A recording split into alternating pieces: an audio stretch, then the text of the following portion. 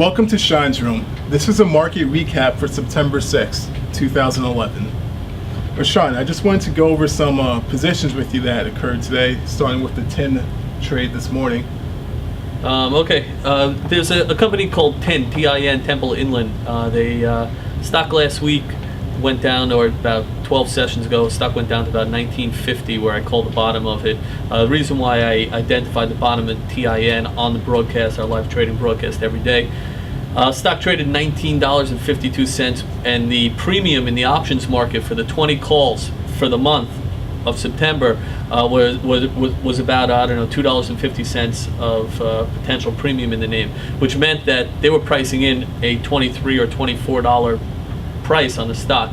Anyway, one of our other broadcasters also pointed out that there was a bid underneath the name TIN, which pushed the name to a $30 purchase or so today, $32 to be exact, and there was a cash purchase. So we identified, if you want to take a look pretty quickly at one of the charts on TIN, this is a chart of the name. This is $19.52, if you can see, which we pointed out the exact bottom. Stock got taken out today. It's trading right now at about $31, almost $31 on the name. So it was a pretty good point out, another valuable trade called by Shine's Room. You want to talk about a few other trades also? Oh, sure. Just wanted to delve into the Harbin trade as well as the Finisar trades in terms of building positions in and out of stocks. Okay, two other trades I'd like to talk about today, and we try to include education and mentorship every day also. So the first name was Finisar, and it's sort of tough to see. This is just today. On the open, Finisar was one of the strongest names from last week, which I watched it and identified it to be an area of potential strength in a very weak market as we had this morning. Bought some of the names, stock made a new high and continued to rally out to be one of my best trades of the day, $400 profitable on the name. Just to move over to one other name, Harbin, HRBN, Harbin Electric. This is I call it a storied sort of drama stock, a little bit of a soap opera, because every day something else comes out on the name, whether they're going to be taking out at $24 a share, even though the stock's trading at $17.60 right now.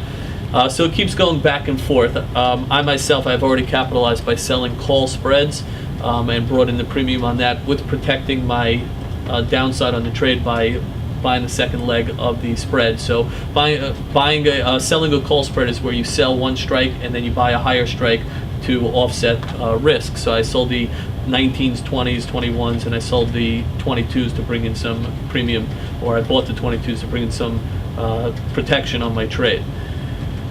If you look at Harbin Electric, stock's trading $17.60 right now. My personal feelings is that this stock's going to be about $10 at some point, but they do talk about a $24 takeout, and they actually came out at the end of the day today that they got the financing lined up to make a $800 million purchase, which for me is a sort of hard to believe that in this environment somebody's going to give out $800 million for taking a stock private, sort of iffy subject out there. So that's just my take on Harbin Electric.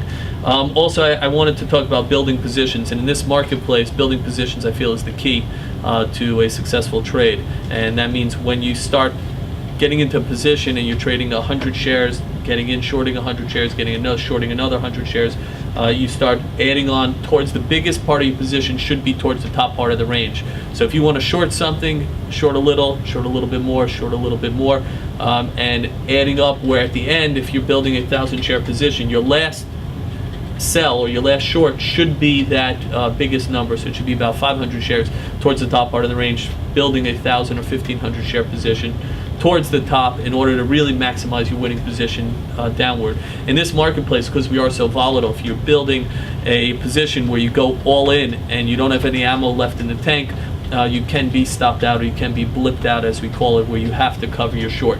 Remember also, there's a difference between doubling down on a trade and building a position. Doubling down is a negative term where you're off your game and you get into something you're like, hey, I'm going to take more stock at a different level. That is a negative. The reason why is because you don't necessarily have a stop or prepared to punch out your position at some certain level.